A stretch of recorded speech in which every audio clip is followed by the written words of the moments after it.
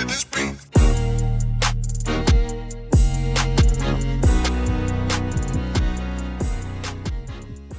Welcome to another episode. Welcome to another episode. Welcome to another episode of Gamecocks Talk with Captain Will. I'm your boy, Captain Will. Make sure you like, make sure you share, make sure you subscribe to the best daily Gamecocks coverage.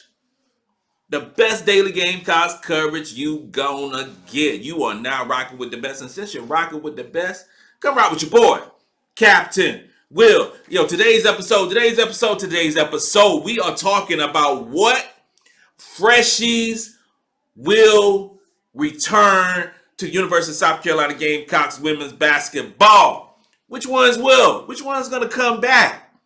We all been lauded about the amazing freshman class 2019, amazing class that came in, #1 recruiting class in the country. Everything that was accomplished, national championships, SEC championships, multiple All-Americans, so much that's been accomplished by this freshie class, as they call themselves. But we all know about the COVID year. The COVID year allows basketball players to come back another year, meaning that 2020-2021 class, that 2020-21 year didn't count. So they come back. They can come back. All of them can come back. We already had 3 players who used the COVID year. We're talking about LeLe Grissett. We're talking about Victaria Saxton, who's balling out right now. And we're talking about Kierra Fletcher, who's balling out right now. So you're talking about two starters on this team who came back for that COVID year, who used that extra year of eligibility. So we got 5. We got 5, right? Okay, so I'm going to start with Olivia Thompson. Olivia Thompson gets lauded.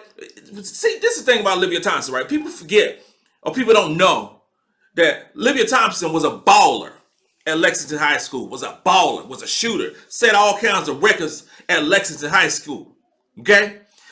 Olivia Thompson could have went to so many different other schools, D2, lower level D1, and got ample playing time. But she chose to stay home and play in Columbia as a preferred walk-on to the University of South Carolina, play for Coach Dawn Staley.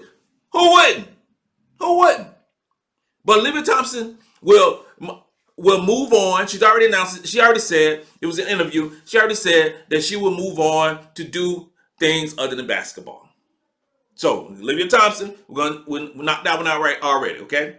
Next one I'm going to talk about is Laeticia Amihere. Laeticia Amihere, 6'4", from Canada. You already know she multifaceted, multidimensional, really good player for the Gamecocks.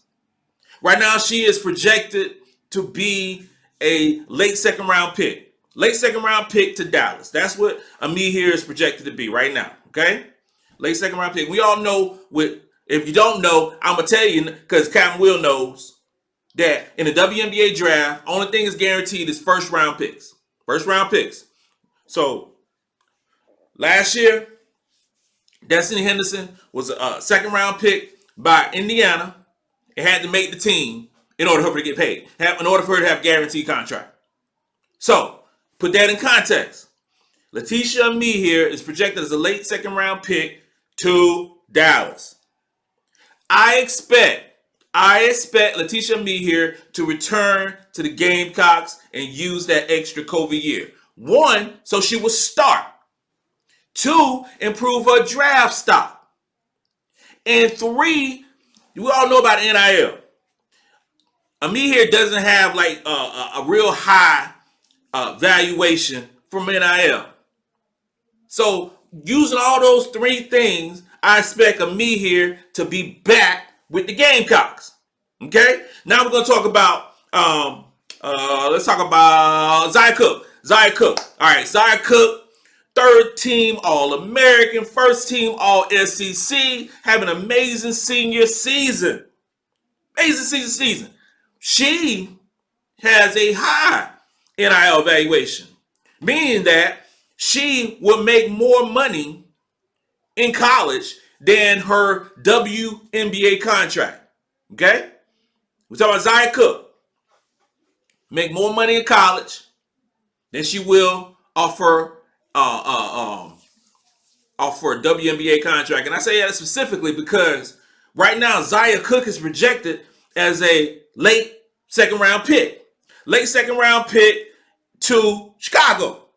That's what she's projected to be right now. Right now. Okay? If I'm Zia Cooke and I'm a late second round pick, no guaranteed contract in the WNBA draft, WNBA team, however you want to frame it, and I'm making more money in college than I will be making as a pro, I'm coming back. I'm coming back. Okay? If I would say something completely different if she was a first round pick, projecting a first round pick, I would say no, go ahead, because she can make, because then you have that pot of money that you're going to get as a WNBA first round pick, along with, various different endorsement deals to go along with that pot of money. So I would say Zia Cooke. If I'm making a prediction today, I'm saying that Zia Cooke will come back to the Gamecocks because of the reasons I stated.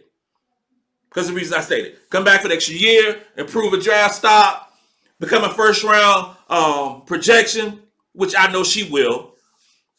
Continue to make that NIL money, go to grad school, and be great. Next one, I'm talking Brea Beal.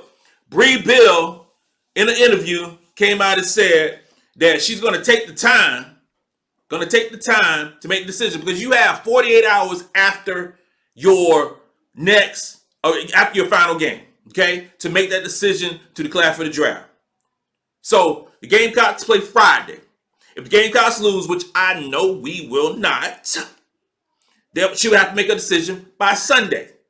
Gamecocks play on Sunday on the championship game. She'll make a decision by Tuesday. Brea Beal, right now, according to various different draft projections, anywhere between the first round, mid-range, first round pick to a second round pick. Brea Beal will make her draft stock will increase come Friday when she's guarding Caitlin Clark. We already know that she's the best perimeter defensive player in the country. Okay? We already know. One of the best defenders in the country. Out of the top, in the Naismith, she was a finalist of the top Final Four, right? But Brea Beal also has developed this three-point shot, which is lights out. All right? So they have this term, 3-and-D. If that's a 3-and-D player, definition is Brea Beal.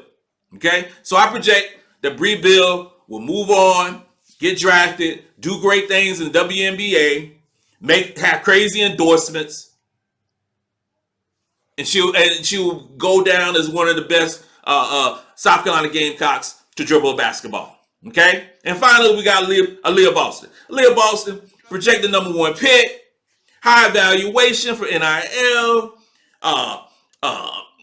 multiple All-Americans, multiple SEC All-Americans, Defensive Player of the Year, so many accolades you can't name. Would have a future statue in front of Colonial Life Arena. There's nothing else to accomplish for Aliyah Boston. Okay? I project Aliyah Boston will move on to the WNBA, get drafted number 1, and be amazing. Aliyah Boston will have an outstanding career in the WNBA. We'll be seeing multiple commercials, which you're already seeing multiple commercials with Aliyah Boston in it, and just continue to thrive for the next 10, 15 years.